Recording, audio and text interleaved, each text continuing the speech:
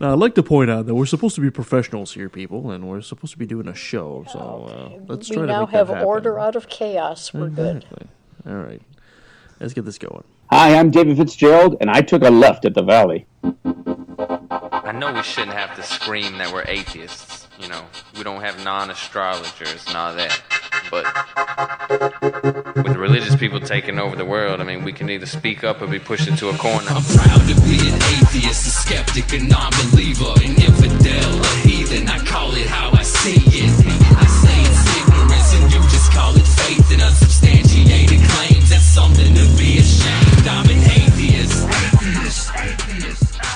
Coming at you from Silly, BC, this is Left of the Valley. My name is Kevin, and let me remind you that stealing ideas from one person is plagiarism, but to steal from many is research. Joining me as usual is the team who hasn't lost their mind, is backed up on a flash drive. She thinks it's cruel for the word lisp to have an S in it. Nancy. Yeah. You were surprised. I usually expect more of an answer than that. I know it's very unusual for me to use one word and then stop talking. One word answer today. And she is a peripheral visionary. That means she sees the future, but only from the side. Teresa. Okay. I'm gonna play crickets if sound effects soon. And he has an inferiority complex, but not as good as the others. Scott. More cowbell. I got a fever. And the only prescription is more cowbell. Please. More cowbell. Guys, welcome back, despite having all these wonderful technical difficulties. You know, I must say to all if there are youngins out there, people younger than I, learn about computers, guys. Really do. Don't be that cool guy that doesn't need to hang with the geeks. Go ahead and hang with the geeks. Become a geek. It's totally worth it. That's right. Or find one and make him or her your best friend immediately. Oh, I am so regretting not doing this as a kid. Regretting it. But it all worked out, and here we are. Yes. Life is good. The sun is shining, and we're on the air. So hopefully this mic is going to work too. It's a new mic, so let's hope this works well. Today we're going to have our guest Sue Hughson, right? Right. And she's not with Dying with Dignity, but something clear. Is. But it's called MAID, right? No, the organization is called Dying with Dignity, but the procedure that is used is called MAID, which is short for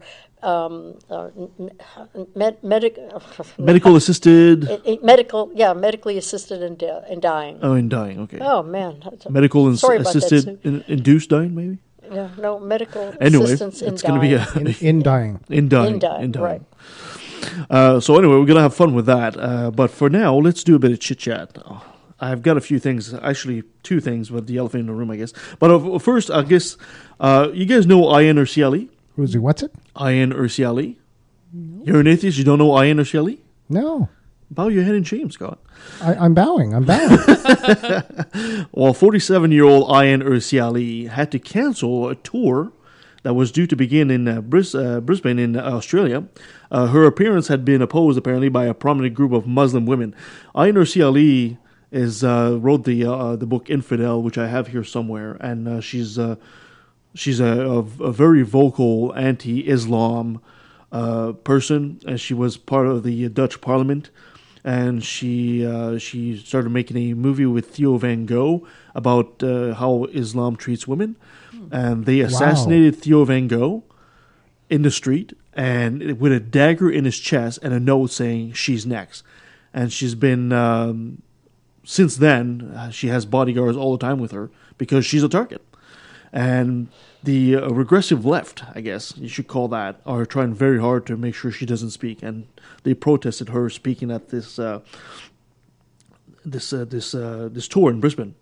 Yeah, her life is remarkable, absolutely. Considering the abuse and the repression and the number of times that she moved, and her father was a political prisoner over a long period of time. I think they moved to 3 or 4 different countries, and she learned the language, and finally when she moved to Holland, She became part of Parliament. I mean, she's a remarkable survivor. Story. She triumphs. Oh, absolutely! It's a remarkable story, and she's very smart. And I highly recommend that you read her book, which is called Infidel.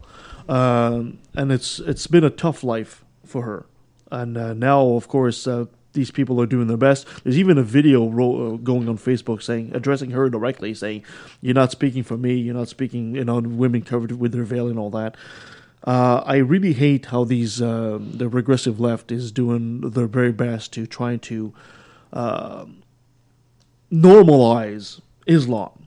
Now, I want to clarify here. I'm not against Muslims. I'm really not. I've got no problem with Muslims. I do have a problem with the doctrine of Islam. I really do. When you're having these little parties all over the place in the States where they're putting like American flag hijab style on women, saying you're expressing your freedom. You're not expressing your freedom. When you put a hijab on, you're not expressing freedom. You're submitting to Islam, and I don't understand why these people don't get that. Well, you get women who are on both sides of that. Muslim women are on both sides. Some say they feel good with it. It's a choice that they would like to make, and then others feel that it's repression. So it depends on what side of that argument that you're on. But certainly both have made very valid, arguments. So I call it balderdash because I will say that if there was no such thing as the patriarch culture of Islam telling you have to put the veil on, I don't think naturally women would start putting a veil on their head. I really don't think so.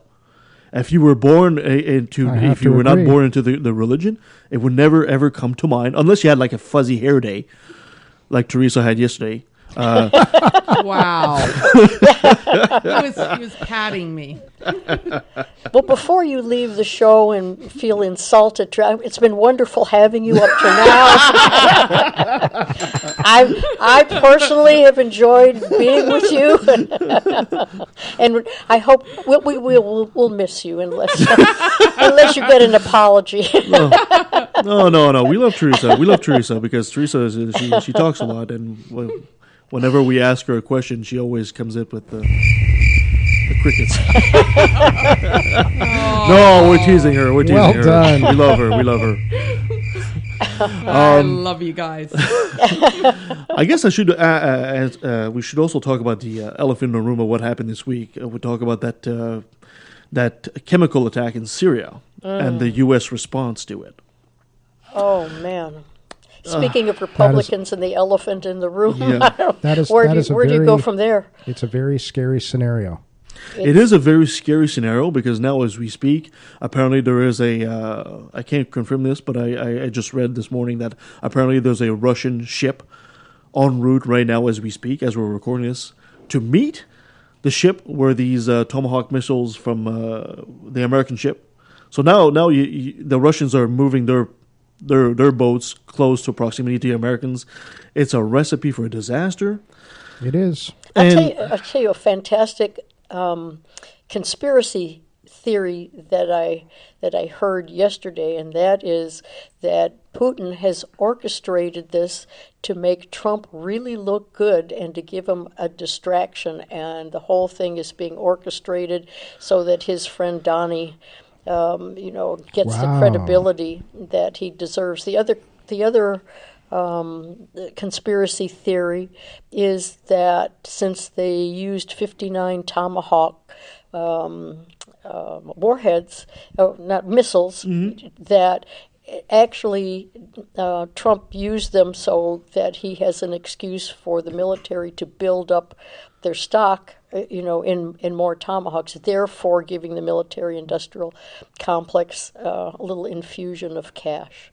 Those are the two most wild they need ones. An infusion of cash there. Yeah. I mean, they already have 54% of the American budget. Well, they want 90%. Yeah, come on now, apparently. 54. They also, lagging behind. They also spend more, and this includes Russia and China. The United States spends more than the top 10 countries after them combined. Yeah, absolutely. Yeah, including all the allies and all that. It's insane. It really is insane. You want to solve the American problems? All you have to do is cut their military budget in half.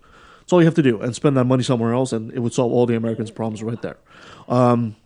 But it is scary because It is absolutely Trump has let loose something that he has no idea about, doesn't know how to control it, and all we can hope is that the advisors, minus Steve Bannon, might be able to modify or mitigate the damage that we all see looming on the horizon. One of the things that no one's addressing, though, and this is very scary, the United States responded to a chemical attack, which sarin gas, which is what is reported to have been used by the Syrian government. The United States shut down a military installation. That's what they aimed for. They shut down the military installation, saying this will not happen again. Now, you can disagree with their action, but you can't disagree with their motives, because they did exactly what they were supposed to do under all the Geneva Conventions. Why is Russia not speaking out against the chemical gas attack? This scares me, because if the Russians are going to claim foul, they just allowed a government, to use a chemical warfare agent that has not been legal for 50 years. Well, first of all, it hasn't even been proved that it's the Syrian government. And there's something very fishy about the idea of that, because under Obama declared that if they were to use chemical weapons, that'd be crossing the red line. And at the time, what's his name? The president of Syria. I'm drawing a blank here. Assad. Thank you. Yeah. Thank you. Assad said, "Sure, take the weapons, take the chemical," and he gave them to them. So, and at this point, unless I'm reading this wrong, against the rebels, until this chemical attack, he was kind of winning. He was kind of winning the fight. Why make that move? There's something suspicious about that. Why make that move, right? And there's conspiracy theory out there saying that it wasn't him doing that move. And of course, it just draws in the Americans to do that all of a sudden.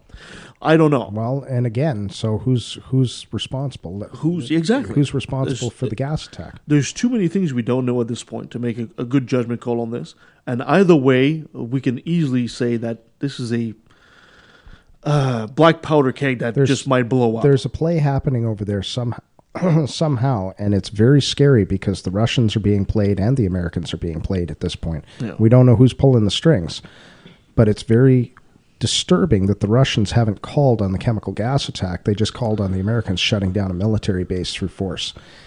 I just find it very strange. The Russians haven't gone after the chemical gas. They haven't even mentioned it, saying, hey, yeah, there was a chemical gas attack and we don't understand what's happening. That is weird. That is strange indeed. Because that is against everything in modern warfare. You're not allowed to use chemical warfare agents. It's against the doctrine of war now. The funny thing is chemical weapons have a very bad reputation, and rightfully so. But as a weapon, chemical weapons are actually atrocious. They're really bad. They're hard to control, but they do make an impact in the public. I mean, they're not as efficient as regular bombing. They're not as efficient as regular bullets or anything like that. And you launch something in the air, it can easily turn around and come back at you. This is one of the reasons why people don't use chemical weapons anymore, because they're actually so unpredictable. So for Assad to make that move, it looks more like window dressing. It looks more like, something to get the public on your side kind of thing, because everybody just abhors the idea of a chemical weapon, and rightfully so. But again, so the chemical weapon's been used, and everyone stopped talking about it and is only talking about the conventional attack against a military base by the Americans. So it seems to me that there's a little bit of lopsidedness in the reporting here, because of course, what is going on? Somebody used a weapon that's not allowed to be used. Period. It's against all warfare conventions, and the only thing they're talking about is the American response to that. Yeah, and not only were they not supposed to be used, but the Russians were in charge of, supposedly in charge of making sure that Assad didn't have any more chemical weapons. So the whole thing politically there's so much that's going on that we're not going to find out about until we read it in the history books another 20 years from now. Because we're going through a period where everything is suspect. Everything is suspect. I don't think we'll ever know the truth behind it. Because I think truth eventually comes out. So?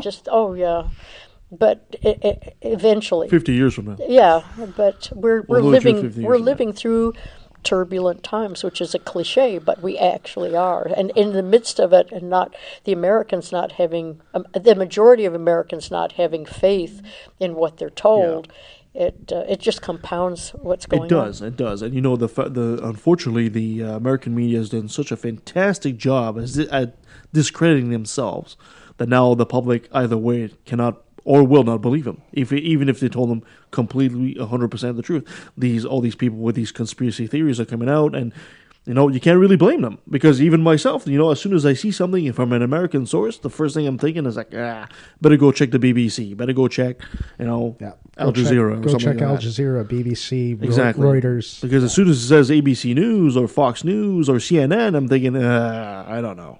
They've lost credibility. They've lost all credibility, and it's kind of a sad statement of affairs. All right, so anyway, moving on. Nancy, are you ready to go with your usual? I think so. Unless you get something else to bring up. We'll take a deep breath. You betcha. Okay, let's. Ready to go. We're going to do a Quackwatch. Today. Okay, I got to stop this music. Quackwatch. We're going to do a Quackwatch. So today's Quackwatch is, I think it's an interesting one. I really do. Listen to the end. I have a surprise at the end. Ooh, there's a surprise at the bottom. Yeah, we're going to talk about neurofeedback. I don't know whether any of you have ever heard about neurofeedback, but it's happening more than we realize, and in order to explain neurofeedback, I have to go back and explain a very conventional form of therapy called biofeedback. And maybe more people are familiar with biofeedback, which is not a medical procedure, but it's a conventional procedure that has been approved and has been validated for use for a lot of different things. So it is accepted, it's approved, and the definition of biofeedback, sometimes called applied physiopsychological feedback, is this. It's a patient-guided treatment that teaches an individual to control muscle tension, pain, body temperature, brain waves, and other bodily functions, usually automatic. Autonomic, thank you. Bodily functions and processes through relaxation, visualization, and other cognitive control techniques. And the name biofeedback refers to the biological signals that are fed back or returned to the patient in order for the patient to develop techniques of manipulating them. So, if you have blood pressure that goes through the roof every time you hear the word Trump, there are ways to control it. And the way they do it is that people are hooked up to a biofeedback machine, and they see on the screen, either through graphs or charts or colors or some other visual, what happens when the word Trump is spoken. You see your blood pressure go through the roof, and as you see it, you are then able to apply certain techniques so that as your blood pressure goes down, you see that in the same form. If it's a spike, you can see that as you breathe or relax or take deep breaths, whatever the therapist is telling you to do, you now have a technique so that when you hear the word Trump, you can control your blood pressure. And you can do this for anxiety, you can use it for pain, you can use it for phobias, people who have a fear of flying. You can visualize getting onto a plane and you see your blood pressure and your heart rate go up, and then you learn to control it. Perfectly valid, and it's been used for years and years. I think it started mostly in the 70s and the 80s. So real-time monitoring. Real-time monitoring, right. Nice. So it's really used successfully to use a number of disorders and their symptoms. As we say, chronic pain, irritable bowel syndrome, and migraine headaches, things of that nature. It has been used for ADHD, not as reliably, but it has been used for ADHD. So all of these illnesses that have been triggered, at least in part by stress, are also targeted by biofeedback therapy. So we know it's a legitimate therapy that has been used. And like a lot of scams, it's based on a proven technique, and then it takes off into areas where it's not supposed to go. And that's what happened to neurofeedback. When you look at biofeedback on the Mayo Clinic website, they go through all of the purposes and so forth. But then at the very bottom of the article, it says, be aware that some products might be falsely marketed as biofeedback devices and that all biofeedback practitioners are reputable. If a manufacturer or biofeedback practitioner claims that a biofeedback device can assess your organs for disease, find impurities in your blood, cure your condition, or send signals into your body, check with your doctor before using it, as it might not be legitimate. That's the biggest red flag in the world when Mayo Clinic, at the end of their biofeedback, recognizes, but not everybody reads the biofeedback. No, it's kind of a dry reading. So now we get to neurofeedback, which is a subset or a subdivision. So I'll explain that, and then we'll go on to the fraud. But it takes a little bit of explanation until we get there. But neurofeedback addresses problems of brain dysregulation. Say what? Now we're into a really murky area. Dysregulation of brains. Dysregulation. That sounds like Parliament. This happens, and as the neurofeedback people say, these happen to be numerous. They include, here we go, anxiety, depression spectrum, attention deficits, behavior disorders, sleep disorders, headaches, migraines, PMS and emotional disturbances, and also organic brain conditions such as seizures, autism spectrum, and cerebral palsy. At this point, everybody's blood pressure needs to go up a little bit because you can see that the biofeedback application is now being used in areas of mental instability and problems and mental issues of one kind or another where it has no business going. And that's exactly what the neurofeedback people do, because they take people who are vulnerable and have difficulties that haven't been able to be helped by traditional means and saying, aha, we can do it. We've got this little machine. We can hook you up. You can see what's going on in your brain, and we can fix it. So now we're into the scam. This is the way neurofeedback works. The therapist or the scam artist put electrodes to the scalp, and they listen in on brainwave activity. The signals are processed by computer and information extracted about certain key brainwave frequencies. All brain frequencies are equal, but some are more equal than others. I don't want to get too technical here, but the ebb and the flow of the brainwave activity is shown back to the person who attempts to change the activity level pretty much the same way as they have with biofeedback. But some frequencies are promoted, others are diminished, and the information is presented to the person in the form of a video game or music. And then the therapist says that now this brainwave activity is going to be shaped toward more desirable, more regulated performance. And that's where this is now starting where the problem comes in.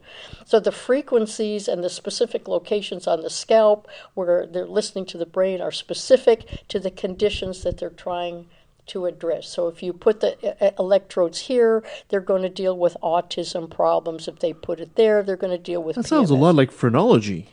Well, it's phrenology on steroids, I guess, because it then looks inside the brain and gets what they call the alpha waves, the delta waves, or whatever they are, which they say now are not regular, but now they're going to fix them. And these people claim they can change those brainwaves, right? Yeah, they changed that. Inconceivable! Exactly. That they're going to change the brain waves and regulate them, because remember before we were talking about the brain dysregulation. Now, through taking a little money from their wallet, they're going to hook you up. And that's the cure for everything. Take a little money. Your wallet's too heavy. That's why your brainwaves are out of sync. Now we go. So what they're going to do is they're going to show films or videos or music, and then they're going to stop and start these videos and music over and over in numerous sessions, which they say yield more normal brain waves, and as they normalize the brain waves, you're going to get it, but not too quick. It's going to take a number of different sessions so that At a price. At a price, that's right. And your autism is going to come out. You're going to be just the best laid back little kid that ever was. And people fall for this, and they're desperate. But they feel as though it's hooked up to a machine. It has to do with biofeedback. It has to be legitimate. So the people who do this stop just the way the orthomolecular people do. It's not a cure, so they don't want to say that it's a cure, but it's a matter of getting the brain to function better rather than curing the condition. So they also get into seizures, behavior disorders such as conduct disorder, bipolar disorder, as we said, autism spectrum, pervasive developmental delay, acquired brain injury, and birth trauma. So they say, yep, we're going to hook you up, lighten your wallet, and you're going to be good to go. It's when that doctor slaps you when you're first. That's right.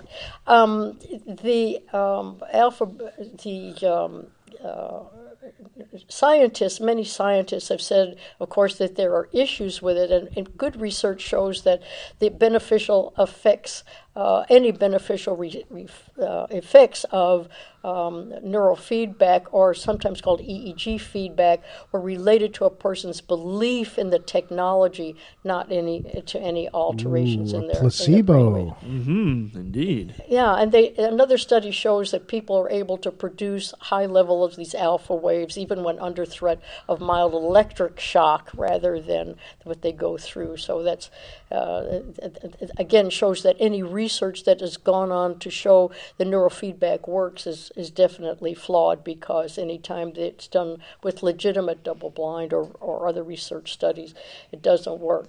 So these kinds of far-fetched claims about all these conditions set alarm bells ringing. And one of the useful researches that have to do with debunking this were made at Canterbury Christ Church University in England. And at that point, the research said that after surveying all the relevant evidence, excuse me, my tongue is not working here. I may need neurofeedback. It said that the notion that alpha neurofeedback can enhance the mood of healthy individuals has yet to be firmly established, and that seems to be most. Now, neurotherapy, one of the examples, I'm going to give you some examples, and then we get to the surprise at the end. There's a lady called Georgia Connor, and she worked as a learning specialist at the Holistic Resource Center in Agoura Hills, California. And her website states that she's certified in neurofeedback, QXCI, and Rife technology, and specializes in remediating the symptoms of children and adults suffering from ADD, ADHD, dyslexia, PTSD, depression, anxiety, and so forth, on and on and on. So anytime you see people say that they can cure this and they have a PhD from here and there, the Quackwatch radar needs to go up. Quackwatch radar. I need a sound effect for that.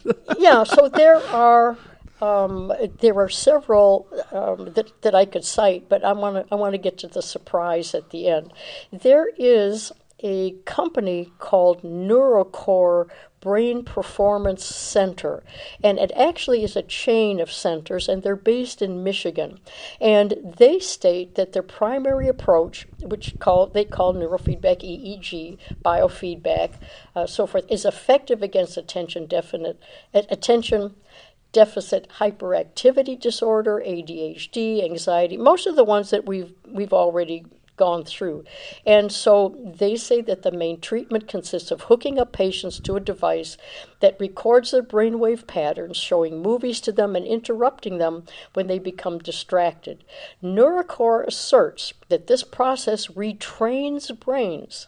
In interviews, former employees expressed skepticism, and child psychiatrists and psychologists with expertise in autism and ADHD questioned some of Neurocore's assertions, advertising, and methods. Another press report noted that Michigan's Department of Insurance and Financial Services recently denied a claim for Neurocore's services for treating migraines. In a video interview referring to depression, anxiety, and ADHD, Neurocore's CEO asserted, without providing evidence, that A, medication can be helpful, but is only a short-term fix that masks symptoms, and B, therapy can help in some cases, but really just gives compensating behaviors, and C, unlike these, Neurocore's feedback deals with the root cause. This has been debunked by Stephen Barrett, who is the head of Quackwatch. A surprise is the principal investors of Neurocore happen to be Trump. Betsy DeVos No. and her husband. Well. I was not too far when I said Trump. Betsy DeVos. Oh, my God. Isn't that wild? Well, the education system in the States is in good hands now. Good hands Ouch. now. So Ouch. neurotherapy has been debunked. Science and Pseudoscience Review of Mental Health, which is the group that evaluates clinical services that appear to be at odds with scientific evidence, and in no way is neurofeedback considered a good therapeutic cure or device to use to help relieving any of the conditions that they say. And Betsy DeVos now, as a principal investor, how long do you think it's going to take her to start installing these machines in various charter schools and making a little extra, cash on the side? On the back of school children. On the Oh, back my God. of Yeah. children. Oh, my God. Wow. I know, my jaw dropped, because I had no idea when I started doing the research what I was going to find. That is insane. My God, you did a lot of And research there, ethical. Nancy. I mean, it's unethical, and it's putting, they originally were the Amway people. You know that.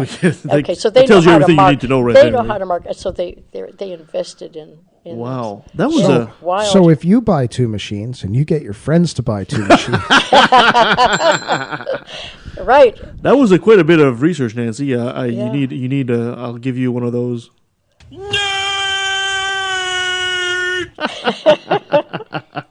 No, I'm kidding. That was great. Yeah. That was a great report. Wow. Yeah. Well, okay. So, why am I left feeling empty and just misguided? well, did you want me to do a sound effect for you too, or? No. No. I'm You sure? Her report just it's leaving me feeling less and less like a human being. Maybe I just don't want to the belong. DeVos effect. I don't want to belong to the species anymore. I think we're Yeah. just I don't want to live on this planet anymore. Jeez. somebody stop the planet. I want to get off. Yeah. So let's It's take something. Let's take a quick break, and then let's bring back Sue, and we'll be talking about dying with dignity. So stay with us. What is secular humanism? Critical thinking. Knowledge is freedom. Freedom from ignorance and its offspring, fear. The BC Humanist Association has been active in the Vancouver area for over 25 years. We offer a friendly and welcoming place to make new friends, as well as free educational lectures. We invite you to join us any Sunday at 10 a.m. in the Oak Ridge Senior Center. Please visit our website for more details, bchumanist.ca. Interested in a particular topic? You ever wonder where we find all this information? The Common Sense Canadian is a forum for critical discussion of the key issues shaping our world today: water, energy, food security, and how we manage our resources to the public benefit while preserving our environment. So go to commonsensecanadian.ca. It's uncommonly sensible.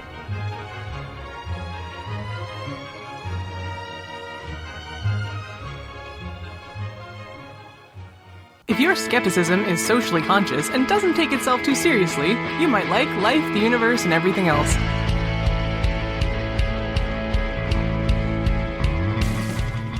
People like Ray Comfort are fond of saying, what use is half a wing, right? Have you ever seen a fucking penguin? Life, the universe, and everything else. Available on iTunes, Stitcher, Google Play, and pretty much anywhere else. I don't know, Zune? Is that still a thing?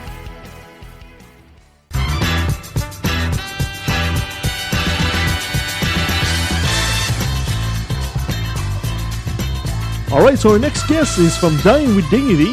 We used to have Wanda Morris on, but now we have Sue Hughson. She's a snappy dresser and a snazzy dancer.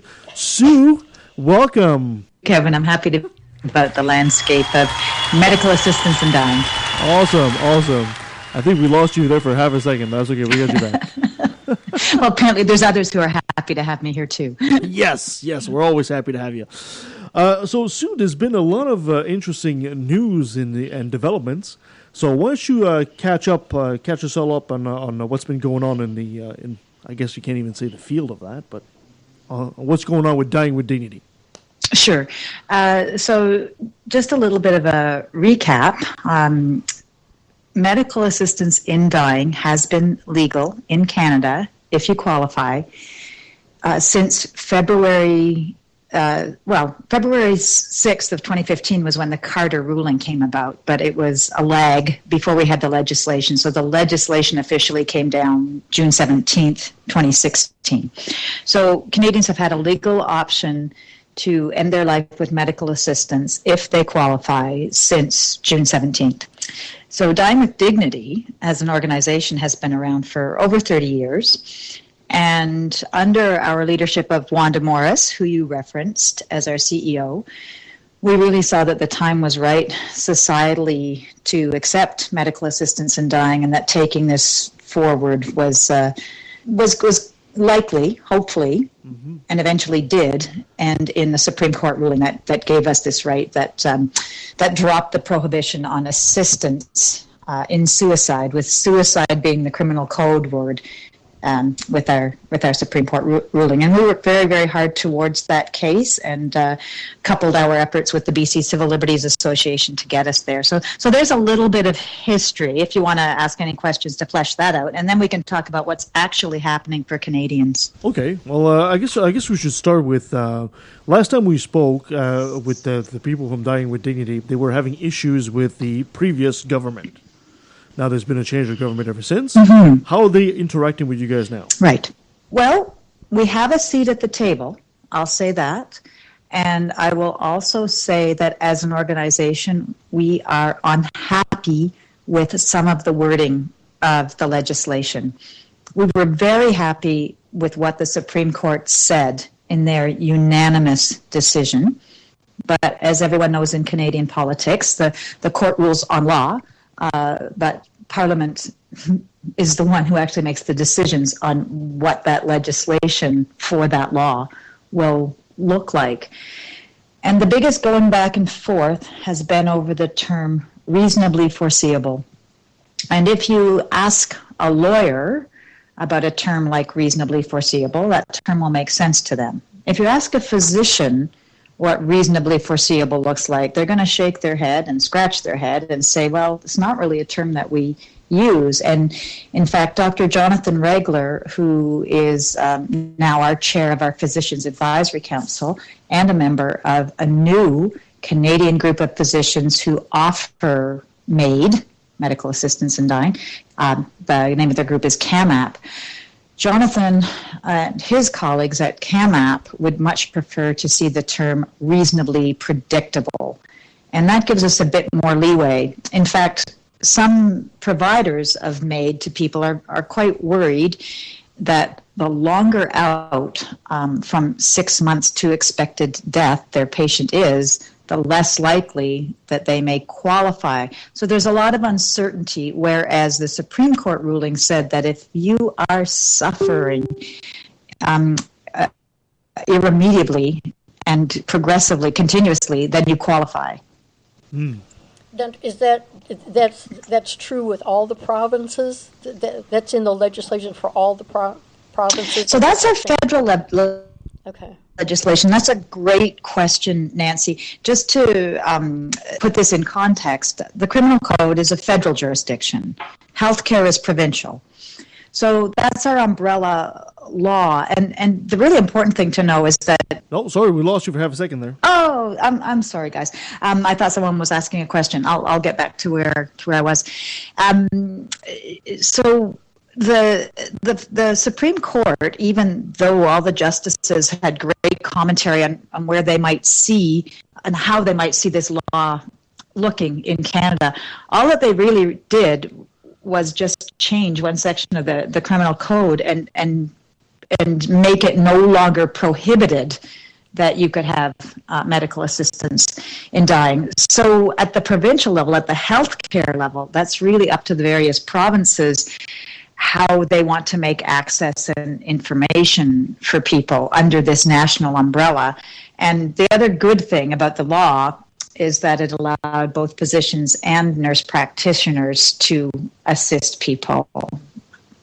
Which is a good thing. It seems like, Sue, that you have, as co-chair of the Vancouver chapter and then as part of the larger picture, it seems as though this is two-pronged where your challenges are, number one, to be able to recruit the providers who are willing to provide that service either with their names known publicly or not, and organize that end of the service, and then also dealing with the patients and their family in terms of talking about death and talking about everything, all the emotional factors with that. Which do you find to be most difficult in trying to achieve in working with the public and getting them to discuss and accept dying with dignity, or trying to get the service providers all in a row?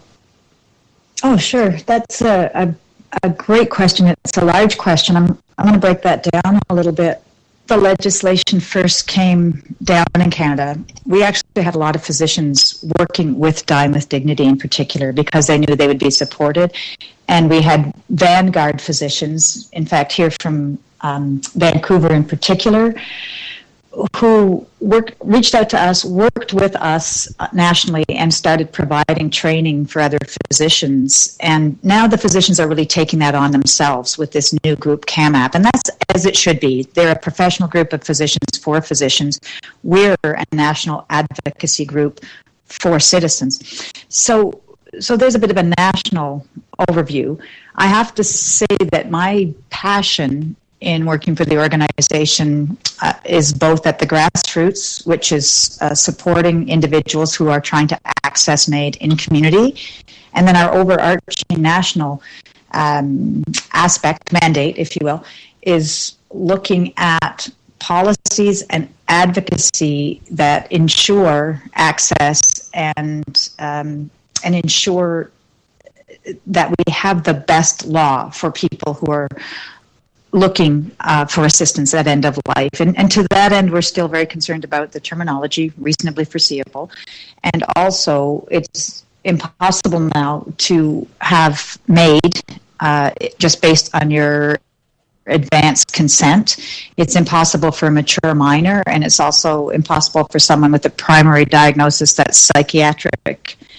So we look forward to helping be part of changing those laws. And in the meantime, locally, what we're very interested in is advanced care planning and providing witnessing for people who are asking for assisted death. Yeah, so one of the other questions in terms of providers is that not all communities are equal. Not all of them are as open and diverse as Vancouver. Here in Abbotsford, known as the center of the Bible Belt, people are much more conservative. And do you find, even though this is very new and all communities are getting used to it, do you find difficulties in communities that are more conservative and may not be as accepting of the MAID program as Vancouver? And how do you deal with that?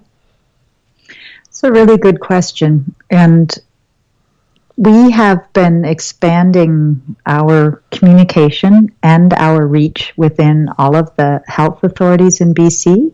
I'm particularly happy because just as of a week and a bit, I had finally made contact with all of the MAID patient care coordinators here on the mainland, and our Victoria group, Victoria chapter of Dying with Dignity Canada, works quite closely with Island Health, and they're not working directly with their MAID patient care coordinator all the time, but they know who each other is, and certainly both the Victoria chapter and our chapter are doing a large number of witnessing just for the requests of MAID. So coming back to remote areas, what you might be fascinated to know is that Vancouver Coastal Health reached out to me first because the nature and variety of requests that they were getting, they just simply didn't have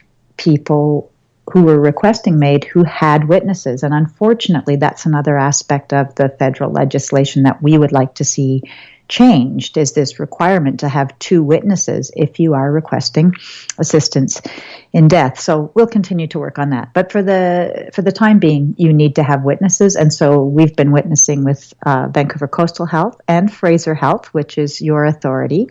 And they both have excellent MAID patient care coordinators, and it's a work in progress.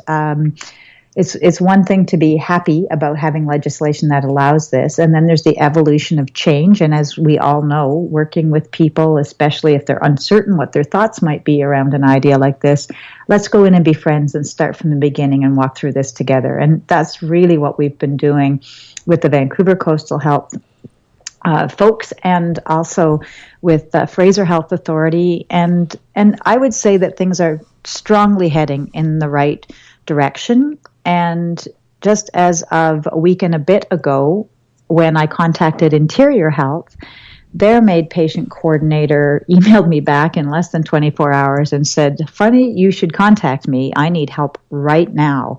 And I reached out, and actually it was an individual within our atheist humanist community who answered my call, who helped that individual. I don't want to give any names because of privacy. I shouldn't and I can't. But I just think it's a nice shout out to our community that there was an individual ready to help. And within 24 hours, we had 6 witnesses started in Interior Health, and we're continuing to grow that program.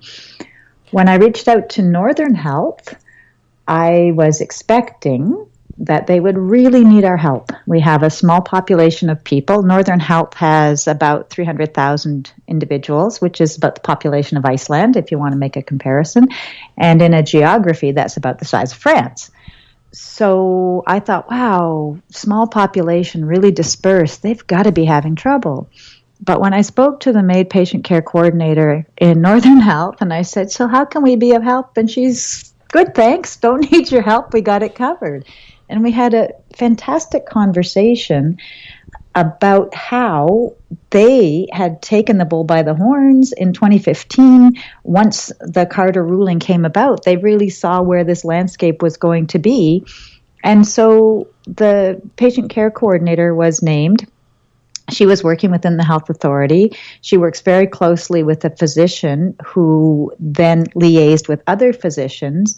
And they have a large number of physicians willing to provide. They have not had a problem with finding witnesses as of yet, and they may not. And a lot of this is due to the efforts of their MAID patient care coordinator and all the outreach that she did to physicians, to nurses, to nurse practitioners, to community centers, to hospitals, to hospices. And interestingly, they don't have any hospices that are under private religious administrations. There was one, and that's since been taken over by Northern Health. So there's a couple of different things there. There's a climate of communication that one farsighted individual saw as necessary at a really important time, so that now that it's legal, people had already started to talk about this. And we also have a situation where we don't have a large number of religiously administered institutions talking about conscientious objection of an institution. So we have a really different landscape in Northern Health, and I will be continuing to communicate with the patient care coordinator in Northern Health because it's quite a different story than the rest of BC. But that said, we are way ahead in BC than we are in the other provinces because we've had these made patient care coordinators, etc. So they reached out to us because they were having trouble finding witnesses. And also, I think it's been difficult for individuals in community to know that they can reach out to these made patient care coordinators. So hopefully one of the things that will be a good outcome from this interview is that people will say, oh, okay, I need some information. I can reach out to the made patient care coordinator. And if I'm having trouble finding them, maybe I'll reach out to Sue at Dying with Dignity and see if she can help me get in contact with the people I need to speak to. Yeah, right. And apropos of that, as you're talking about the witnesses and the access to witnesses, my understanding is that what you're referring to are certain forms that the patient has to fill out and then submit in some way. So I know it would be really helpful if you go through exactly what the forms are and where you get them, who you submit them to, and then I think people will get a much better idea of who to contact and what they're going to receive once they get them in the mail or email. So these forms are accessible online through the BC government, and if you were just to do a search for request for made forms, you would be able to find them. Again, if somebody's having difficulty, I can send a direct link. And you also can get these forms through your physician, even though it's generally accepted that you start looking at these forms after you've had a MAID provider assess you. You don't need to do that as a citizen. You can look into this and you can actually say, I want to think about this proactively, and you could have somebody come in and witness.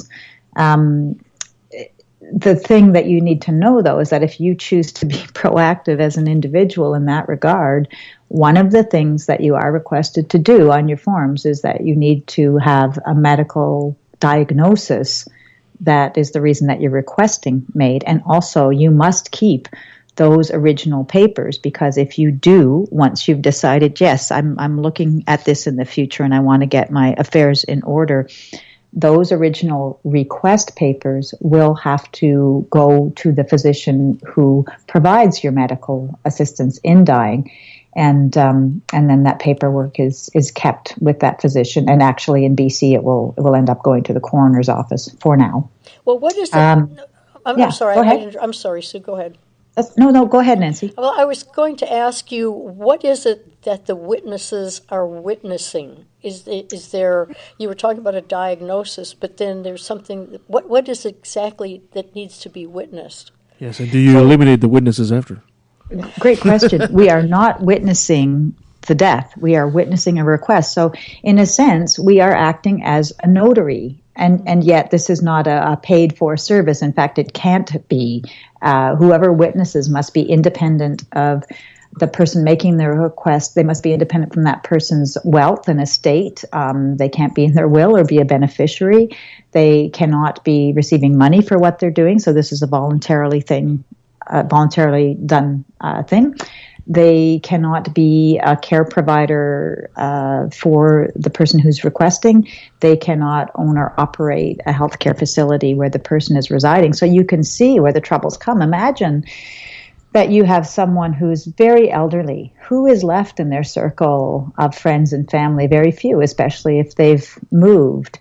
There are a number of people that we have witnessed for in Vancouver who have been socially compromised, underserviced, who didn't have anyone else to reach out for them or to advocate or to witness for them.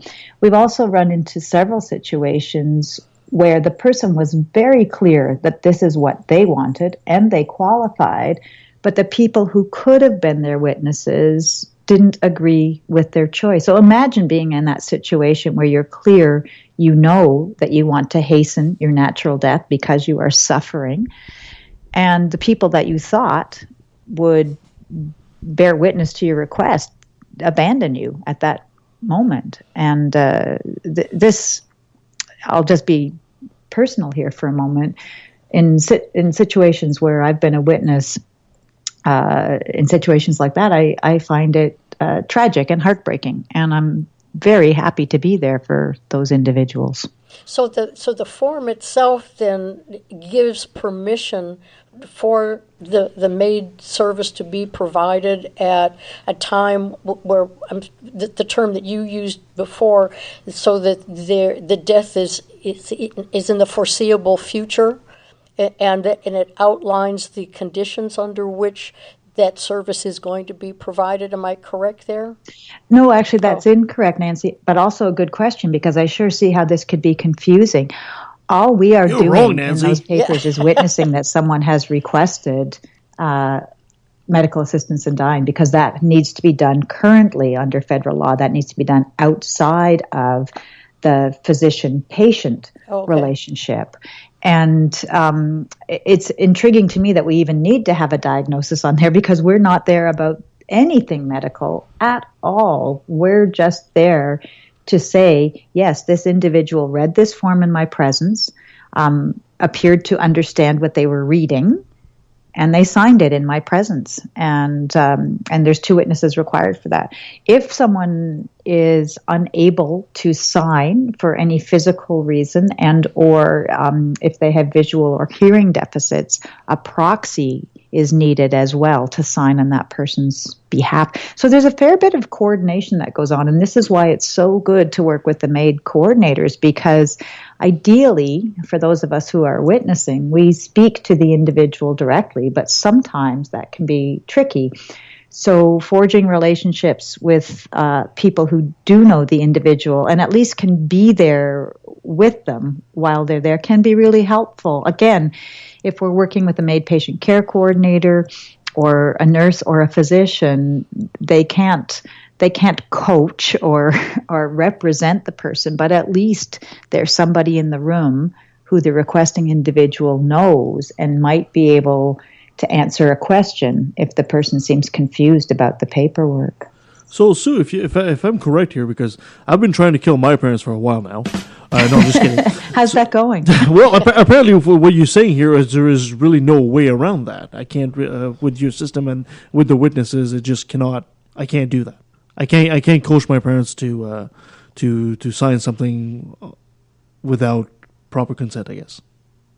Well, yes, of course, and that's right and proper.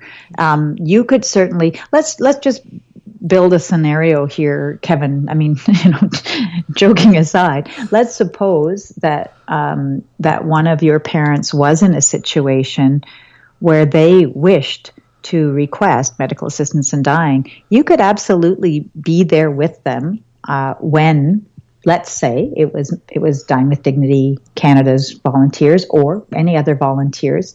You can certainly be there in the room when the witnesses are doing the witnessing. And if your parent says to you, Kevin, I don't understand what this sentence means, you can definitely say, well, Mom, Dad, this is what it means. And that's not an impingement or an obstruction or an illegal interaction at all. In fact, for us, when we're witnessing, as long as we know that the other people who decide to come when the person signs their witness request, as long as they're in support of this autonomous request on the part of the patient, the individual, then if you have people who are all on the same page in the room supporting that person, we think that makes it easier for them. Absolutely. So, course correction on my part, then there's a medical diagnosis saying, yes, this person has an illness or a condition that is going to terminate in the foreseeable future. And then the other form is, I am that person and I don't want to suffer, and I give my permission for MAID service to to be delivered to me at a time of, I guess, my choosing. So, Nancy, what's really great about your question is that it's easy to see where confusion still lies. So, again, just to reiterate, the witnessing that we're doing is just witnessing for the request. That's all it is. That's the first stage. And we're required by law to have something medical written on that. So this is where it gets tricky if the person hasn't already spoken to their physician, because that request, the part that is medical, is that it's going to be much easier for the physician who does end up assessing and, where appropriate, providing medical assistance in dying. The more clear that witness form is, the better it is. And sometimes people don't know what the actual wording or extent of their diagnosis is. So, for instance, if somebody decided way before they actually planned to have MAID that they wanted to have it done, and they said, I'm getting my papers in order, I'm having you come as witnesses, but if they actually don't have a medical condition that they can define, that then the physician can assess when they come in, that could be problematic. So in a sense, we're not doing anything medical. We're just witnessing a request, but there is a medical diagnosis on that request paper. And there's 3 pages to the request. On the first page, there are some sentences that the patient reads that says that they know of all of their options. They've been offered all options and have deemed that the medical options that are there are not suitable to them. They do not choose to have them, and that they have not been coerced, and they know that they can change their mind at any time.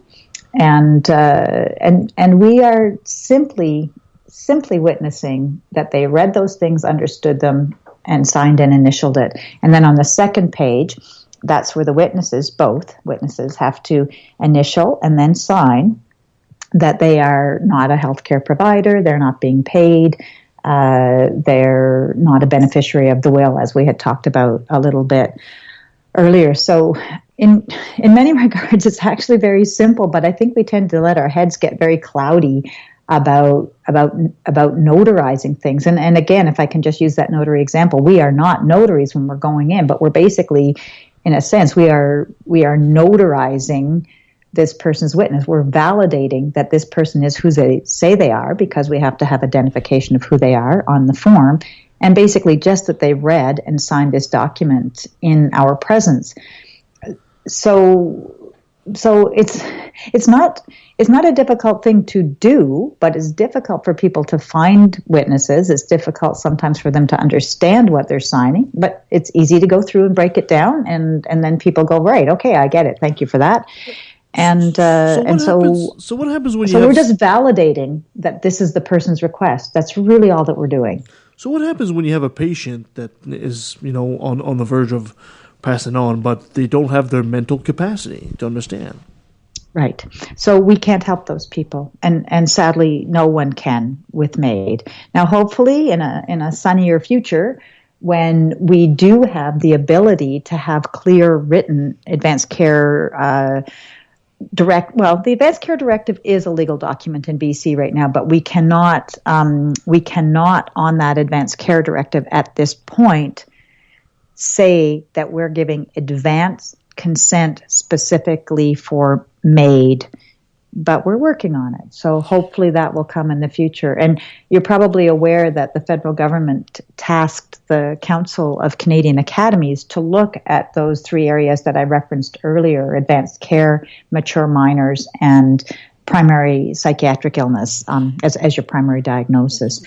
Unfortunately, the federal government did not ask the Council of Canadian Academies to give recommendations after they've studied it for 2 years. But that aside, we are hopeful, but by no means confident, that in 2018 we may be moving the landscape forward on advanced consent, because certainly dementia is a huge area of concern, both on a legislative platform and for citizens of this country. It's a little easier for medical people and lawmakers to wrap their head around what's happening to somebody with ALS or Huntington's or Parkinson's towards end of life, because the mental competency is kept longer than for someone with a dementia diagnosis. But as we become more progressive in our views about both mental illness and loss of mental capacity, then hopefully we'll get to the point where we say, yes, we honor this person's decisions while competent. Going back to advanced directive, which I think it didn't used to be living will, and now it's an advanced directive, which brings us to flip the coin a little bit. I think I read somewhere that only 1 in 7 Canadians actually do any preparation or have advanced directives. Is your organization doing anything to help people broach this subject, to bring it more out in the open, to talk with the other members of their family so that their wishes are known? How are you? Because nobody really wants to sit down and have that discussion of, this is what I want to happen when I'm ready to die. And what are ways do you think, or what ways are you using to raise awareness and help people cope with this in a less emotional way? Again, an excellent question. And glad you brought it up, because April 16th is National Advanced Care Planning Day. So there you have it. And we have just, our national office has just sent out a What's in Your Plan link, both by Twitter, by Facebook, by our regular emails. And it's specifically looking at this question that you're asking, advanced care planning.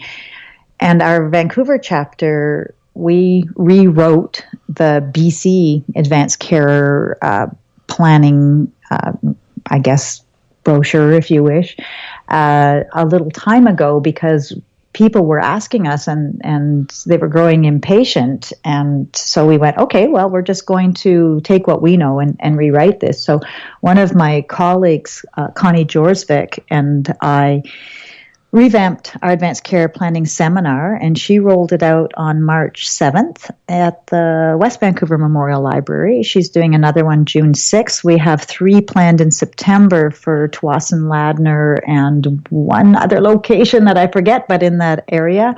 And we've also, in addition to our large seminars that we give in libraries, we will do small seminars for groups, or even on Thursday evening, I did a small group in a home setting for a group of individuals who had approached me. So we're out there with the information. You can also get the information online. The BC link for advanced care planning was called My Voice, but it really wasn't very good, and it's currently being rewritten. So that's terrific. There's Speak Up nationally, but if you go to our website, dyingwithdignity.ca, you can download the BC Advanced Care Planning document, and also it was actually done through End of Life Planning Canada. So again, endoflifeplanning.ca. And you can find a direct link to download information to help you do your advanced care planning. We sometimes find it's easier for people if they actually get together and discuss this. It breaks the ice. It makes it less unknown. It normalizes it. And it's really hard for people. I mean, who's got their taxes done, right? It's hard for people for work, and I don't want to do it, and where do I start? If you actually start it with a conversation and a narrative about why it's important, people will get it done. I have my advanced care plan, and including my advanced care directive, my representation agreement, in my freezer. I have it in a Ziploc bag in the freezer, and I'm also registered with NIDIS, which is a personal planning registry that was built right here in BC by a fantastic woman named Joanne Taylor. And again, nidus.ca if you want information from them. That's nidus.ca. And they have both group and personal workshops. There are a number of people who have professional services for helping people too. The colleague that I referenced, Connie Jorsvik, in addition to all her brilliant volunteer work that she does for us, she has a company called Patient Pathways, and so she can help people navigate both the health system and their advanced care planning. So resources are out there. It's people may not know that they exist, so we hope to connect people to those resources. And also the nature of them changed as of June 17th of 2016, when medical assistance in dying did become legal. But we'd want everybody to do their plan. In fact, the statistic that you gave about 1 in 7, I've heard numbers that are relatively around that. Different sources say slightly different things, but you're right. But then if you look at physicians and look who has done an advanced care plan, or at least a rudimentary do not resuscitate, guess what those numbers are? They're about 85% or higher. And less people, I don't want to leave people thinking that your papers in the freezer are have to do with your being strange and weird, which you're absolutely not. But when, in case people don't know this, when paramedics come to your house and they don't know your history and they don't know anything about you, they look on your refrigerator to see if there are any special orders for them. And if you can put and if you put your orders on the refrigerator, they know where they are. But you also can put a note saying my papers for do not resuscitate or AD or whatever are in my freezer. Nancy, that's a lie. We all know the paramedics that come into your house, the first thing they go for the fridge is a snack. They want a snack right away. If they have to start pressing on your chest. That's right. After the snack, then they're going to check to see if you're breathing. So you put your information at eye level, Kevin. Simple as that. Everybody's happy. That win-win. Oh, well, thank you so much, Sue, for that advice. That was great. And I really think that instead of doing Tupperware parties or sex toy parties, we should have How Are You Gonna Die party. And we're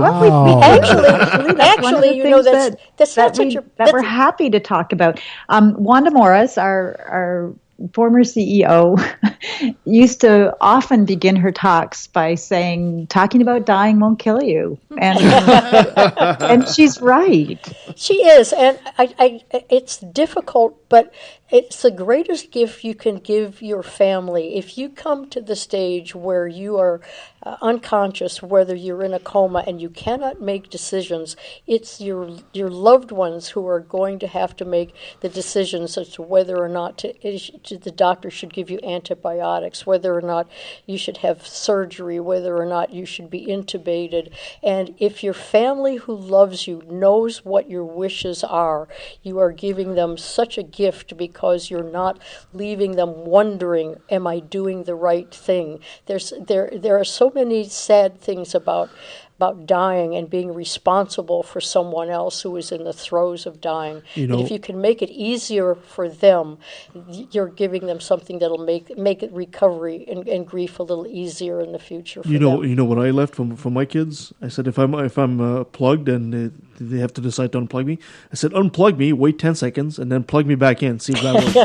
Try to reboot this.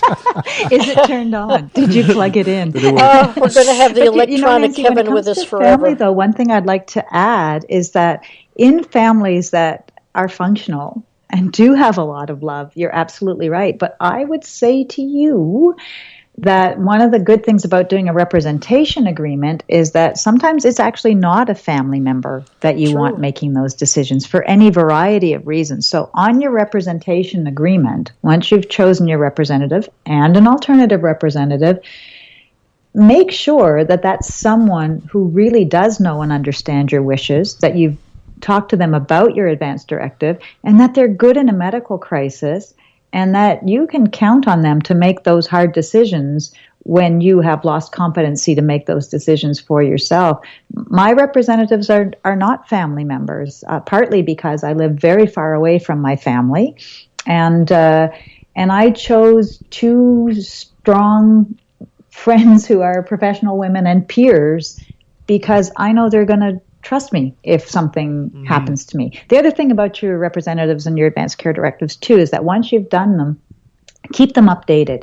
Because what you decide today may not be what you decide tomorrow. So keep them relevant. Know at any point, while you still have competency, that you can change your mind and change your papers. The other thing, too, just from a Dying with Dignity perspective, we want to be really clear that we're about choice. People who are in opposition to MAID will try often to wedge that argument in that says, well, you guys are pro-death. You don't want people to have palliative care. You don't want them to have support. Nothing could be further than from the truth. We want people to have exactly what they want.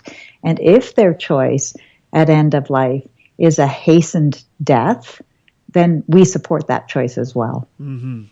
Well, thank you so much for your time, Sue. It was quite enlightening.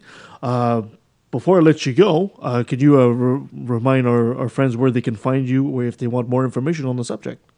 Absolutely. So they can go to dyingwithdignity.ca is our national website, and I can be reached through the national office via email, susan.hughson@dyingwithdignity.ca. And also locally, we have a Vancouver Facebook page. So it's Dying with Dignity Vancouver. And I can be reached through those two ways. And people also who are actually in a position where they need witnesses at this point, I would say to you, contact your MAID patient care coordinator in the health authority that you live in, and they'll contact us. Excellent. One last thing before I let you go, Sue. Can you say, hi, I'm Sue Hughson from Dying with Dignity, and I took a left to the valley. Okay, I'll do that. Hi, I'm Sue Hughson from Dying with Dignity Canada, and I took a left at the valley. And that was Sue Hughson. I can't seem to pronounce her name right. Sorry, Sue. I'm so sorry. No, it's a very difficult. Well, it's a difficult subject because people just have a hard time, talking about their death or the death of someone in their family and the planning. So hopefully this will create a little awareness and get people thinking about it more. Yeah, exactly. Well, thank you so much for joining us on the show today. Thank you for being with us through all these wonderful technical difficulties that make life so much more interesting. Hey, we did it. It's over. It got done. we managed to pull through. We conquered all the difficulties. Woohoo, good for us. My kingdom for a working computer. We'll be back next week with more exploding computers. Oh, no. You can find us at leftatthevalley.com. You can leave a message as leftatthevalley@outlook.com. You can send your complaints to Nancy at leftatthevalley.com. And you can send your non-complaints to Crickets, Teresa at leftatthevalley.com. Oh, my gosh. Just say hi to Scott. Just say hi to Scott. That's right. Next week we should be having a debate with Christensen versus Tyler on the resurrection of Jesus. That should be interesting. Oh yeah, looking forward to that. Yeah. Hopefully we won't have too many computer issues then. So, say a prayer for us. Oh no! No, I'm gonna go follow Sue's advice and get those paperwork done, because if I leave it to my family to decide whether or not I live to die, not only are they gonna pull the plug, they're gonna put the pillow on my face too. You'll be on ice. On ice for sure. Guys, thank you so much. Until next time. According to your book, this is how your God made me. Skeptical of anything that contradicts history, denies evolution, hates science, promotes mystery. I'd rather see the truth than to bask in my own ignorance. Rather be alone than surrounded by damn idiots. As long as there's a breath in my body, you can bet your last dollar I'll be working hard fighting this problem. Religion is a disease, it comes from culture. Only true on a regional scale. Science is universal. When you can say that Horus isn't real, but Jesus is, or Zeus, Thor, Mithra, Vishnu, you don't believe in them. I think the reason is apparent. You do what you're told and believe in the God assigned by your parents. I'm proud to be an atheist, a skeptic, a non-believer, an infidel, a heathen. I call it how I see it. I say it's ignorance and you just call it faith and unsubstantiated claims. That's something to be ashamed. I'm an atheist. I'm an atheist. I'm an atheist.